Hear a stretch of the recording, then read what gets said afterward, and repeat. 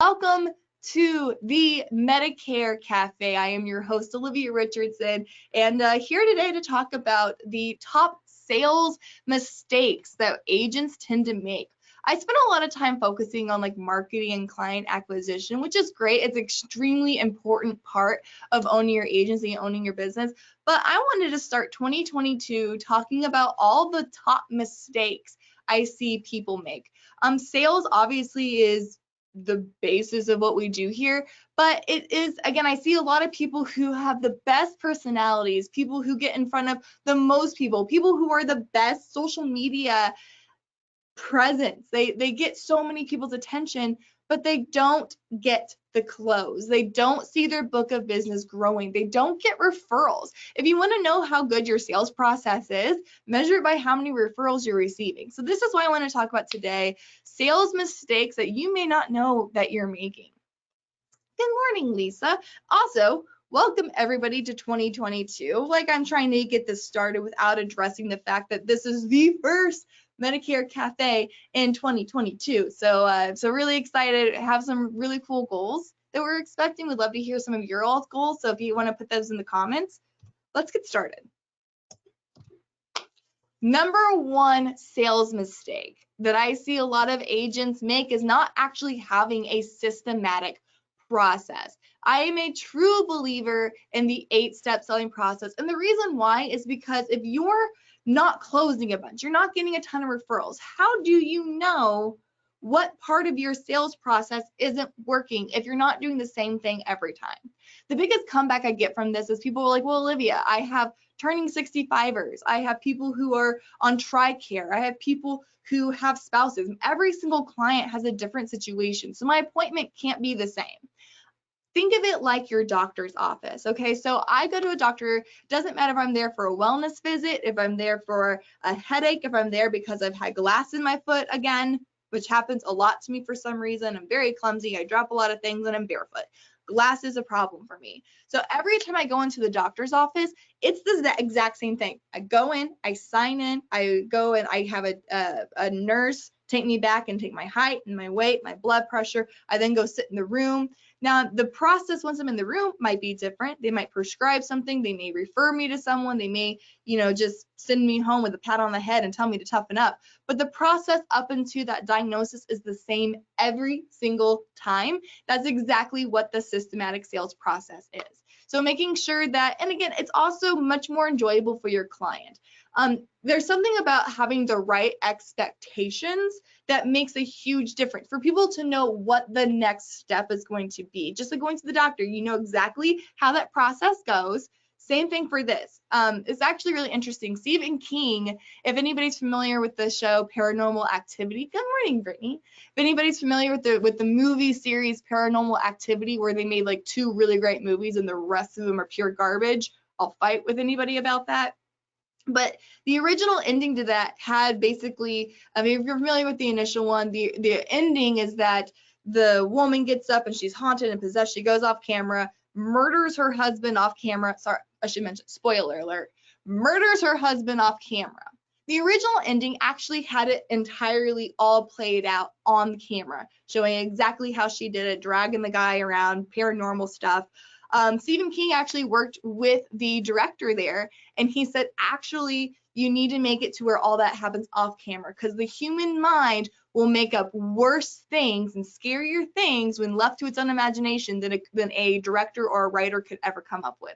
A little dramatic talking about a insurance sales process, but it's all about if the person knows what to expect, it puts them more at ease.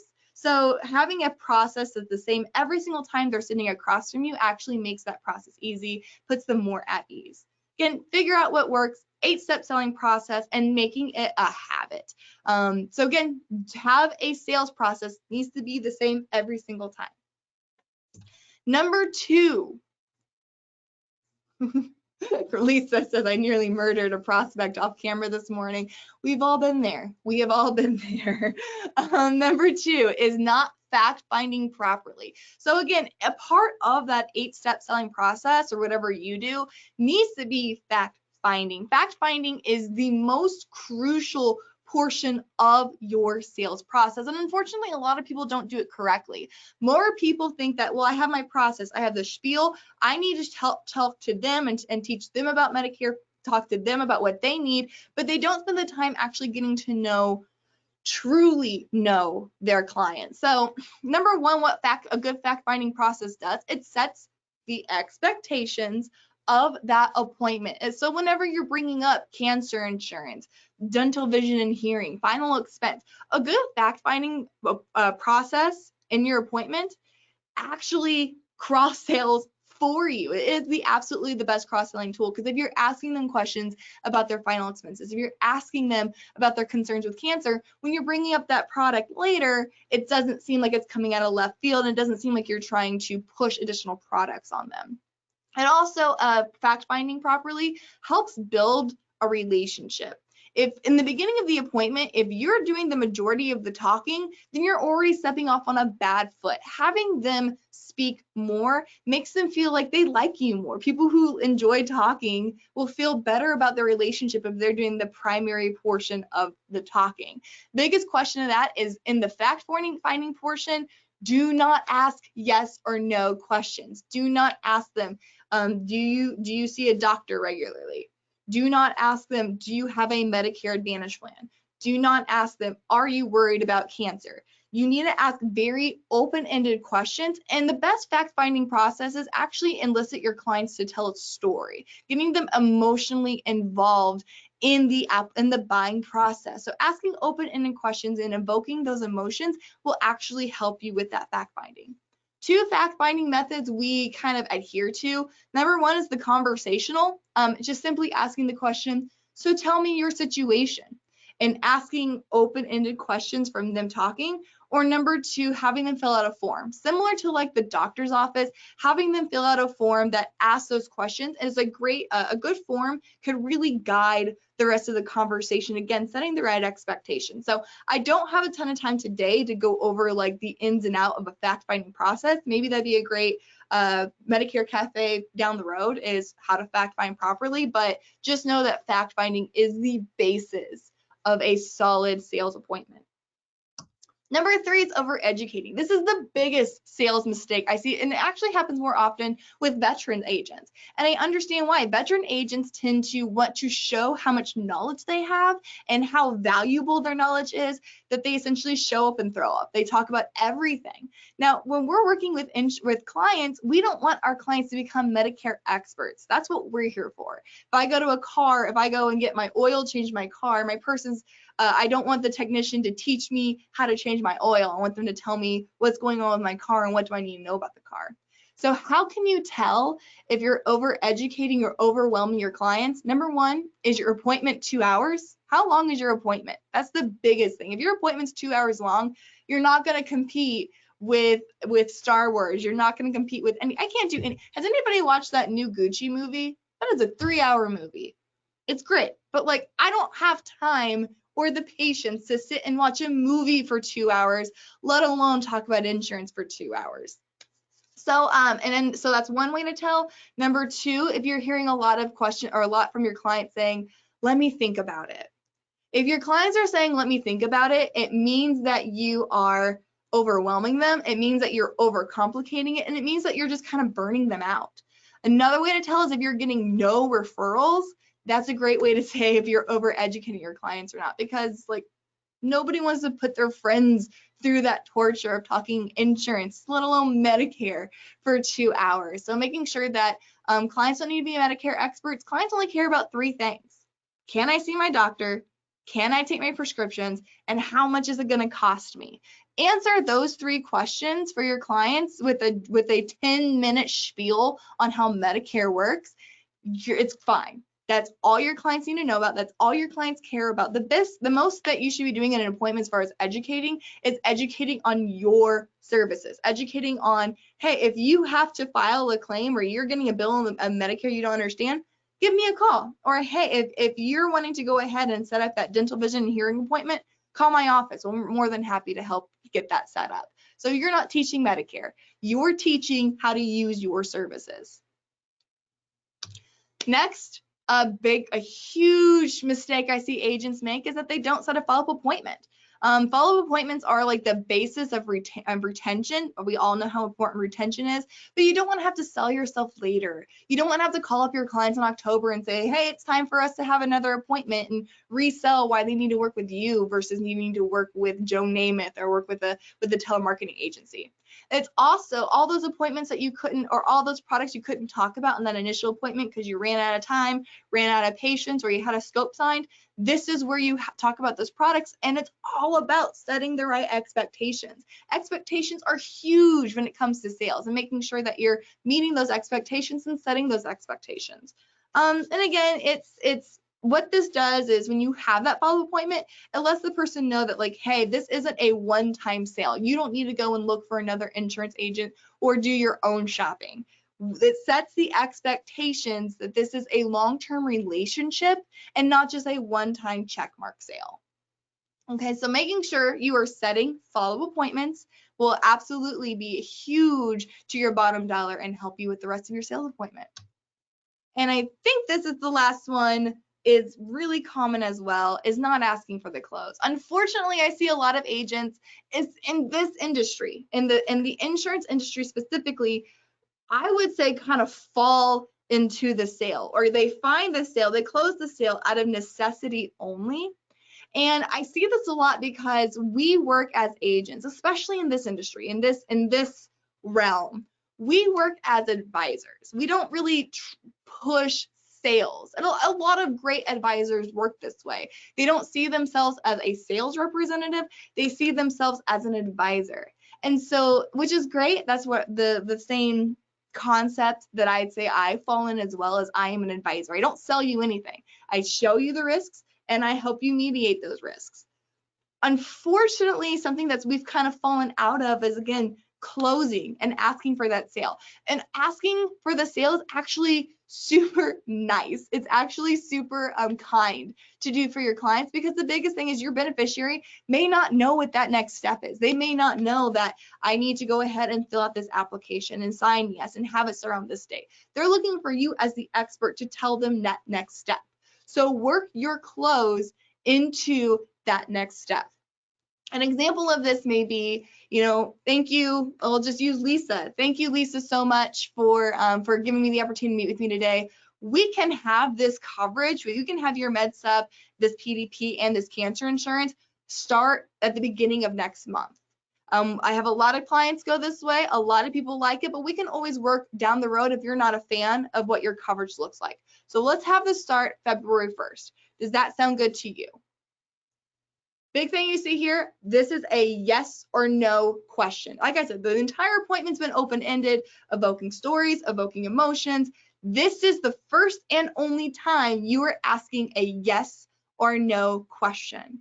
But when you're asking them that, you're asking them to come up with a decision, and you're telling them what the next steps are. So that is a way to not come across as salesy, but truly be an advisor to your clients, and even giving them an opt and out, saying that this doesn't have to be permanent, but let's try this for now. If we want to make some changes down the road, we can do that at your follow-up appointment. Eases off that pressure, but makes them know exactly what that next step is. Yes or no question. So again, are you actually asking for the close, or are you doing what a lot of people do in this industry and kind of just what I would call just tumbling in to a yes or no answer? So again, guys, that is my topic today. Those are the top sales mistakes that I see a lot of our agents working with. It's just some simple mind tweaks, a little mind alterations to make sure that you're really, I think it all comes down to setting the correct expectations, making sure your clients feel comfortable with the sales process, but uncomfortable with their situation. That's what sales is. Comfortable with the process, uncomfortable with their situation, so they use your advice as their agent to buy some more products from you. So again, that is what we're here to talk about today. So Terry, great question. He said, so on the first meeting, you should tell them it will take a short period. So in the first meeting, it depends on if that client's new to you or not. if a client is new to you, I don't care if they're 72 years old, 65 years old, or 81 years old. I give them a presentation like they've never heard about Medicare in their life. Again, that's still a 10-minute process, but I don't assume that their previous agent's really done anything for them. So I treat them like they're a new to Medicare client. I like to set the expectation of saying, of an appointment for us should be about an hour. For a first time with you appointment, it's about an hour-long process. So you can let them know that, but I would be specific instead of saying this appointment's going to be pretty short, because short to you may be an hour, short to them may be 5 minutes. So if you are going to set those expectations, make sure they really understand the expectation. As far as how to set an expectation for an appointment, Terry, my recommendation is instead of putting a time limit to it, you kind of walk them through what your sales process looks like. So an example of that would be, Terry, I'll use your name as an example. So an example of that would be, Terry, I'm so excited today we get to sit down and talk about your Medicare needs and talk about your options. So just to kind of give you an idea of what to expect today, we're going to sit down and I want to get to learn about you. I want to learn about your budgets, your concerns, your goals. I want to learn about things. And then we're going to talk, I'm going to tell you how Medicare is going to affect you. Based on what you're telling me, I'm going to tell you how Medicare affects that. I'm going to recommend some products that are going to help you with your lifestyle, help you with your budget. We're going to make sure you get qualified for that and fill out some applications. And then we're going to go ahead and set up your next appointment. So again, you're walking them through the process. You're making it very conversational, but you're not tying a time to it. You may come across something and they might say like, oh, I'm going to need more time with this client. So you don't want to set the expectation based around time. Hopefully that makes sense, Terry. Great question. So again, setting an expectation, not necessarily with time, setting the expectation with the process. Any other, guys, this is it. Any other questions, comments, concerns, threats, or promises, put them in that questionnaire box. Again, I want to keep these short and sweet, giving you all the good juicy details to help you this is the first day of my week. This is a Monday for me. I was off yesterday, so I get to start off my week with the Medicare Cafe. I haven't done this much talking in a while either. So my voice is like, girl, what are you doing today? I don't know, I'm sorry.